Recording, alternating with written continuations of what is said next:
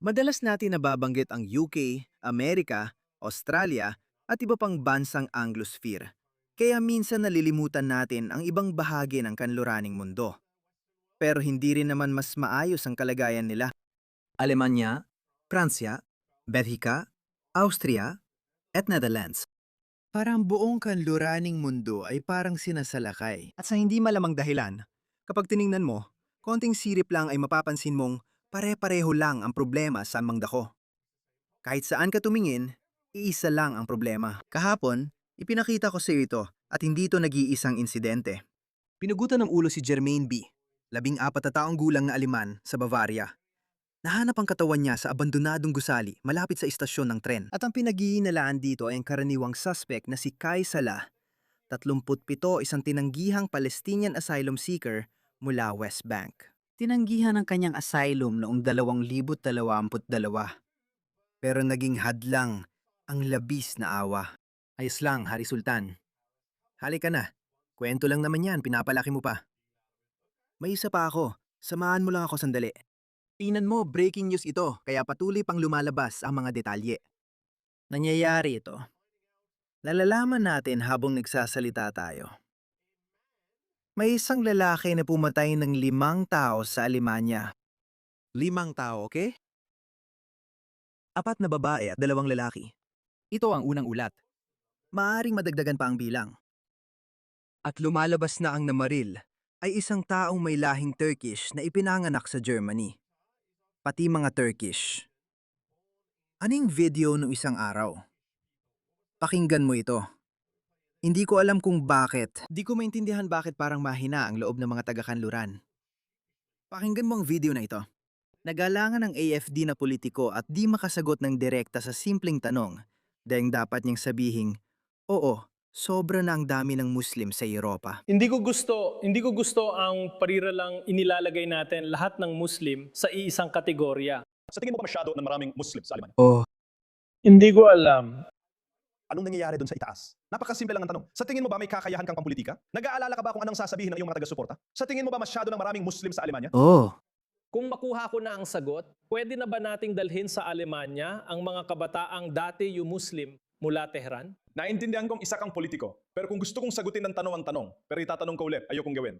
Sa tingin mo ba masyadong marami ang mga Muslim sa Alemanya? Iniisip niya. Tingnan mo itong mayabang na Islamistang ito. Akala niya may napakalaking patibong siyang tanong. Kung akong nakaupo dito, sasabihin ko, oo, sobra talaga. Sobrang dami talaga. Dapat matagal nang pinatigil ang migrasyon ng mga Muslim, lalo na pagkatapos ng 2001 kung hindi pa sapat yon. Pagkatapos ng pambobomba sa London noong 2005 at sa Spain noong 2006 kung tamang tanda ko, hindi na natin mabilang ang sumunod pa. Sige, yung nangyari sa Paris tungkol sa mga cartoons ng Charlie Hebdo, tapos yung sa Paris Theater at yung pambobomba sa Manchester Arena. Parang sobra-sobra na talaga. Kailangan mong tandaan ang mga bansang ito. Kung may isang random na pananaksak sa kalsada, kung may isang pambobomba ng IRA sa UK, pinag-uusapan nila ito ng ilang linggo. Ngayon, parang normal na lang na araw-araw, pagkagising natin, may Muslim na nananaksak. Sa London, tapos sa Germany, Bavaria, may mga taong nasasaksak sa iba't ibang lugar. Iniisip pa rin niya napakalaking pang-ipit na tanong yon. Sa tingin mo ba masyadong maraming Muslim? Oo, masyadong maraming Muslim. Kapag mas marami kang Muslim, mas mataas ang posibilidad ng mga Islamist at teroristang pag-atake. Simple lang yon. Masyadong maraming Muslim sa Alemanya. Anong uri ng mga Muslim? Ikaw magsabi sa akin. Wala akong problema kung sasabihin mong may 10,000 kabataang mula sa Tehran, sa Iran, na pumupunta sa Germany para mag-aral at wala akong problema sa kanila. Ayokong magkaroon ng 10,000 Somali, sige. Hindi lang naman ang mga Somali. Iba ito. Tingnan mo siya. Anong sinabi niya? Parang kilala ang mga Somali sa pagluwal ng mga astrophysicist at mechanical engineer. At ano bang nangyayari sa mga taong to? Tingnan mo yung itsura ng mukha niya. Mga tanga. Hindi mo gusto mga Somali. Alam ko ang datos at alam ko kung paano namumuhay ang mga Somali sa mga kanluraning bansa. At alam ko rin kung paano namumuhay ang mga Iranian sa mga kanluraning bansa. Pareho silang Muslim. May problema ba ako sa mga Iranian Muslim? Wala akong problema. Tingnan mo, Mali ang pagkakarinig ko doon. Akala ko ang sinabi niya ay, sa halip na Iranian Muslim, akala ko ang sinabi niya ay, tingnan mo, wala akong problema sa mga Turkish Muslim, kaya pinatugtog ko sa iyo ang video na yon. Pero sa tingin ko, pareho lang ang argumento. Dahil hindi mo alam kapag galing sa mga bansang Muslim ang mga tao, hindi mo alam kung anong klaseng tao sila. Sila ba ay magiging ganitong mga tao? Tingnan mo ito. Turko ang bumarel at tila'y pinanganak sa Alemanya. May babaeng nagmamaneho para sa kanya. Interesante, at mukhang Muslim ang kanilang kasuotan. Marami pang dahilan na hindi nagsasama ang mga kultura. Nahuli na siya, kita mo, nakuha na siya doon. May babae rin doon, malinaw na asawa, nanay o kapatid niya. 6 ang kumpirmadong patay sa Alemanya dahil sa mass shooting. Hindi ba niloloko ng mga Europeo ang Amerikano tungkol sa mass shootings? Hindi ba nila sinabi, mga tanga kayo, Amerikano? Kahit sino pwedeng kumuha ng baril at mamaril kahit sino. Tingnan ang ginawa ninyo. Wala na kayong karapatang magsalita ngayon. Mas marami kayong pananaksak at malamang hindi pa mas marami mga malawakang pamamaril. Pero nagsisimula na rin kayong magkaroon nito. Ano ang say-say nang wala tayong... Nasa Australia naman tayo, di ba? Wala tayong mga baril. Kusang loob nating isinuko ang mga baril natin noong isang baliw na tao. Noong 1900, naraan 76 ang pumatay ng 25 Australiano sa Tasmania, nakilala bilang Port Arthur Massacre. Dati, mataas ang tiwala natin sa isa't isa bilang lipunan, kaya nang dumating si John Howard at sinabi niyang hindi natin kailangan ng mga baril, kusang loob itong isinuko ng mga tao. Ngayon, makalipas ang 25-30 taon. May isang Islamistang pumatay ng 15. Pumatay siya ng 15 Australiano nang walang awa noong Disyembre sa Bondi. At siya, o ang tatay niya yata, ay may 3 baril. Ang galing, kasi ang mabubuti ang napaparusahan sa pagsuko ng armas at pagsunod sa gobyerno. Pero ang masasama, madaling nakakakuha ng baril. Pasensya na, matagal na rin alam ng mga Amerikano ito. Dati rin akong laban sa baril kasi may punto rin naman. Dati, maayos ang lipunan at mataas ang tiwala ng bawat isa. Hindi natin inisip na posibleng maging biktima ng mass shooting dahil hindi naman nakikitang may dalang baril ang mga tao. Pero paano ko nga ba? Ewan ko. Hindi ko na alam. Hindi ko na alam ngayon. Sa ngayon, mas marami na tayong baril kaysa nung 1,900 na 176 bago nagsimula ang gun buyback program na ipinakilala ni John Howard noong 76 o 77. Tingnan mo ito. Ibinunyag ng mga otoridad na ang lalaki ngayong araw ay bumaril at pumatay ng 6 na tao sa isang youth welfare facility sa Stad, Alemanya. Ay German citizen at ang kanyang mga magulang ay lumipat sa Alemanya mula Turkey. Naranasan mo na ba ang sinasabing pagyaman? Sige, ayos lang. Kung akala nyo yon ang lahat, nako mga pare. Hindi lang isang beses. Tingnan nyo ito. Tingnan mo tong lalaking to. Gusto mo bang malaman kung sino siya? Linggo ng hapon sa bayan ng Bad Liebes-Libesel sa Alemanya. Isang mananakopang umatake sa 5 babae at bata sa isang parke sa gitna ng araw. Tingnan mo, parke ito. Ang ibang mahihirap na Aleman ay nakaupo lang, iniisip na mataas ang tiwala sa lipunan at pwede silang mag-relax. Nakaupo lang ang mga babae sa bikini. 20 taon na nakalipas, normal ito. Hindi na ngayon. Ito na ang realidad ng Alemanya ngayon. Tingnan mo ito. Ganito na ang itsura ng mga parke sa Alemanya ngayon. Ano nga pala mo doon? Tingnan mo, gaya ng sinabi ko, ito lang. Ang ibig kong sabihin, unang nabibiktima ng pag-aangkat ng tao mula third world ang estetika. Estetika lang. Mas marami kang makikitang basura. Makikita mo lang ang mga tao na nakasuot ng kakaibang banyagang damit. Pasensya na. Hindi pa nga magagandang damit. Pasensya na. Pero hindi lang yon. Tingnan mo ito. Tingnan mo ito. Pinagsabihan ng grupong babaeng Muslim na nakaburka ang isang babaeng Aleman dahil maiikli ang suot niya sa init ng tag-init sa lugar ng mga Muslim. Tingnan mo, Aleman na babae ito. Pinagsasasabihan siya ng mga ito. Sa mga banyagang babaeng Muslim na ito. Dahil iniisip nila na dahil nakashort siya, baka malibugan ng mga asawa nila at baka siya ang gahasain ng mga asawa nila. Tapos, alam mo, sisisiin pa rin nila ang babae. Sa pagsusuot ng mga damit na nagpapakita ng balat. Sobrang nakakaakit daw kasi ayon sa pananaw sa mundo ng mga Muslim. Sa teolohiyang Islamiko, yan ang ibig nilang sabihin. Sa katunayan, May talata sa Quran na nagsasabi na mga Muslim, mga babaeng naniniwala, mga babaeng Muslim, huwag magsuot na hindi disente. Kaya ikaw ay kinikilala bilang isang babaeng Muslim at hindi ka ginagambala. Tingnan mo ito. Tingnan mo itong malaking matabang lalaking Muslim. Tingnan mo ito. Tingnan mo ito. Tinulak lang niya siya. Oh, oh, oh, oh, oh. Ano sa tingin mo ang gagawin ng mga Nazi? Pupunta sila dito. Titipunin silang lahat. At hindi ko alam. Naiintindihan ko kung saan nanggagaling ang ganong klase ng emosyon. Bakit kaya ganon mag-isip ang tao? Tignan mo, nakita mo ba yon? Nilapitan niya ng walang hiya ang isang babaeng kalahati ng laki niya at ginawa niya lang yon. Tingnan mo ito. Diyos ko. Iyan ang nangyayari mga pare. At hindi lang yan. Tingnan mo. Hindi ligtas ang mga sementeryo ninyo. Ang sementeryong ito ay sinira ng mga Muslim. Paano natin nalaman na sila ay mga Muslim? Dahil sila. Binura nila lahat ng Kristiyanong simbolo.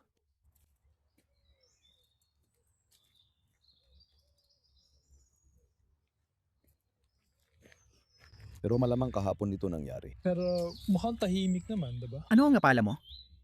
Ano ang napala mo sa multikulturalismo? Paano ka nito pinayayaman? Paano ito naging lakas mo? Pasensya na. Iniisip ko kung ano mangyayari sa loob ng 10. 15 taon, nabasa ko komento kahapon sa video ko. Sabi niya, baka 20, 30 taon, o 100 taon pa. Kapag binalikan ng mga tao ang panahong ito ng kasaysayan ng kanluran, sasabihin nila na ang multikulturalismo ay isa sa pinakamalalang eksperimento sa lipunan na ginawa ng mga kanduraning sosyologo o politiko. Tingnan mo ito. Di ko maintindihan ang mga liberal na babae sa kanluran. Sabi ng babae, yung ex ko, na lalaking ito, sinaksak ang nanay ko. Pinagsisisihan ng babaeng Aliman na nakipag-date siya rito matapos nitong saksakin hanggang mamatay ang nanay niya. Kaya hindi naging maganda ang kinahinatnan na eksperimento niya para sa nanay niya. Noong madaling araw ng Mayo 11, pinatay ni Luca, ang ex-boyfriend ng 21 taong gulang na si Shalina, ang 52 taong gulang na ina nitong si Alexandria. Sa isang parking lot, habang inilalakad ni Alexandria ang aso niya sa Hanau.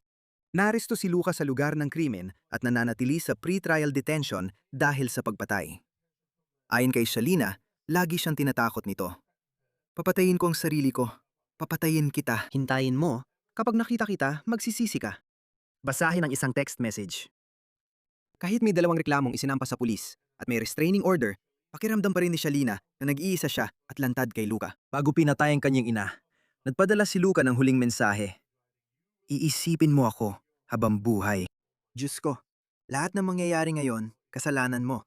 Kahit ang mga Muslim ay nagsasabi, ano bang problema nyo mga Europeo?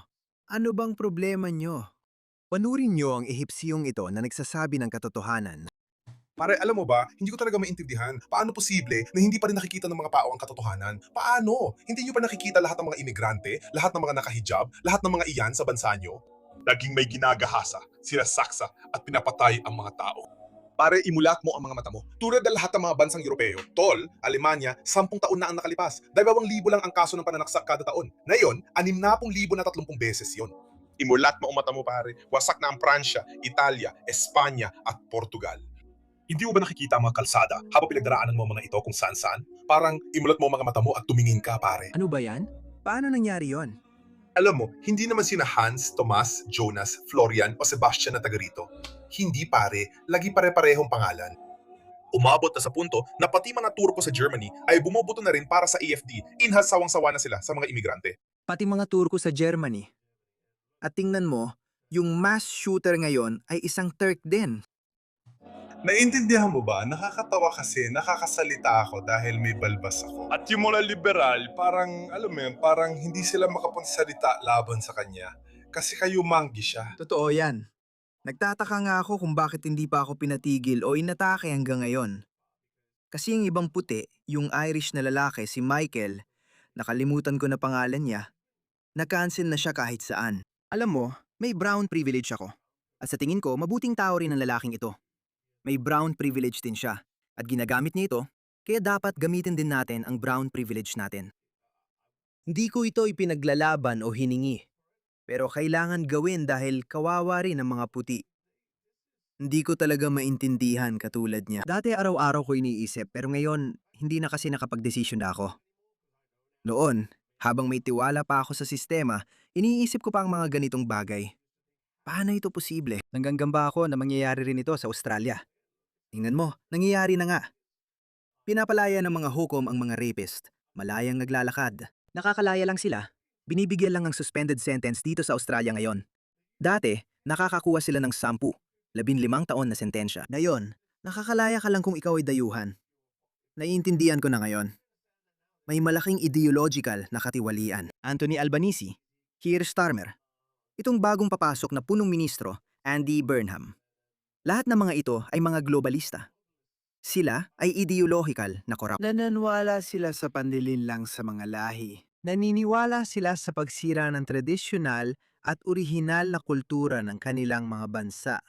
Iyon ang pinaniniwalaan nila, kaya ganoon ang ginagawa nila.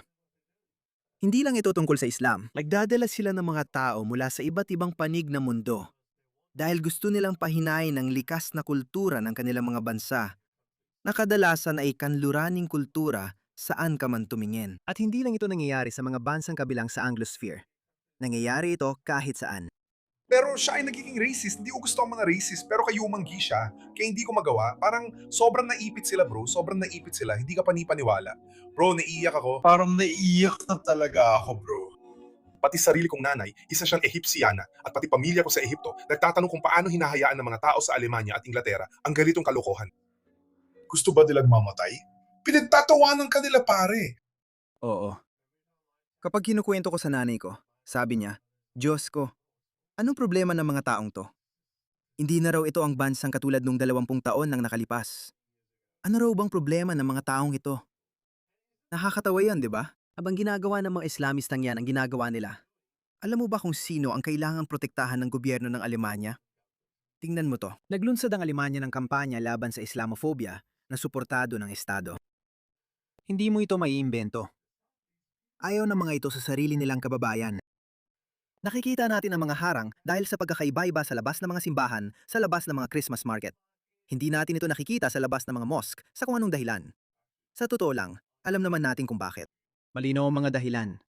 Pero mga Muslim yon. Ang mga Islamistang yan ang pumapatay sa atin. At sa kung anong dahilan, sila pa ang kailangang protektahan ng gobyernong Aleman. Nakakagulat, nakakabighani, nakakalungkot talaga mga kaibigan. Nakakalungkot talaga. Kung sinabi niyang gusto na niyang umiyak, ako rin. Ewan ko ba, kahapon, sobrang nalungkot ako. Ewan ko kung bakit. Kasi sa palagay ko, kahapon pagising ko, 5 o 6 na naman na magkakaibang insidente sa UK ang tinalakay ko. Naisip ko, ano pa kaya magagawa natin? Napapansin ko na kumakalat na ang kawalan ng pag-asa at maraming seryosong nagtatanong. Sa tingin mo ba, may pag-asa pa bang malutas ito sa pagboto? Gusto ko pa ring maniwala na oo. Kaya pa natin. May kaunting pagkakataon pa tayo. Wala na talaga ang UK. Hindi ko alam kung magpapatawag ng maagang eleksyon si Andy Burnham o maghihintay pa tayo hanggang 2029. Sa Australia, kailangan nating maghintay hanggang 2028. Pwedeng maghintay pa sila ng isa pang election cycle. Pero sa UK, hindi ako sigurado. Kung ang susunod na general election ay sa 2029 at ang kasunod pa nun, ibig sabihin ang kasunod pa nun ay sa 2034 na. 2034 mga pare. 8 taon pa yan mula ngayon. At tingnan nyo kung ano ang nangyayari sa mga kalsada ng UK.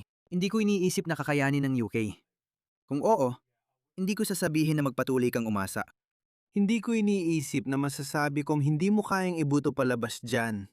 At magiging napakapangit ng lugar na yan. Nakausap po si Vidovids kahapon. Malamang hindi mo siya kilala. Isa rin siyang dating Muslim. Isa sa mga nauna noong 2017, 2018. Gumagawa kami noon ng mga video. Gumagawa siya noon ng mga video, pero naging abala siya sa buhay niya. Sabi niya, grabe Haris, hindi na ito ang dating UK. Kasi kahit noong 2018, 2019, pinag-uusapan lang namin noon ang Islam at ang mga doktrinal na isyu nito. Hindi namin ito tinitingnan noon mula sa pananaw ng sibilisasyon. Kasi kailangan mong makita ang mga bagay na ito habang nangyayari para mas maintindihan mo kung saan ka patutungo. Sabi nga niya, kailangan talagang mangyari ang mass deportations. Mangyayari talaga yan. Tapos nagbiro pa siya kasi ipinanganak din siya sa Pakistan. Sa tingin ko, 1 o 2 taong gulang pa lang siya nang lumipat sila sa UK. Lumipat ang pamilya niya sa UK. Sabi niya, baka ma-deport din siya. Sabi ko, siguro hindi naman. Hindi ko iniisip na mangyayari yon, pero hindi ko rin alam. Tingnan mo, wala akong kakayahang manghula. Hindi ko alam kung ilan sa atin ang makakaligtas dito. Hindi ko alam, pero handa na ako sa isip ko. Kapag may ilang Muslim na nagtutroll sa akin at sinasabing hindi ka naman kabilang Haris, madedeport ka rin. Kaya gusto kong isipin na hindi ako idedeport. Sana hindi ako magiging si Maximilian Robespierre. Pero kahit ganoon pa man, ayos lang. Dahil ang pagsalba sa kanduraning sibilisasyon ay mas mahalaga kaysa sa buhay ng sinumang individual. Kung hindi natin kayang isuko ang pinakadakilang sibilisasyon na kilala ng sangkatauhan sa mga barbarong ito, iyon ang magiging pinakamalaking sakuna. Sabi ni Putin na ang pagbagsak ng Unyong Soviet ang pinakamalaking sakuna ng ika-20 siglo. Sinasabi ko na ang pagsuko ng kaluraning sibilisasyon sa mga taong yung ibna ito, sa mga sinaunang barbarong ito. Sa tingin ko, yon ang magiging pinakamalaking sakuna mula nung pagbagsak na Imperyong Romano. Bumagsak din ang Roma noon, mga barbaro rin.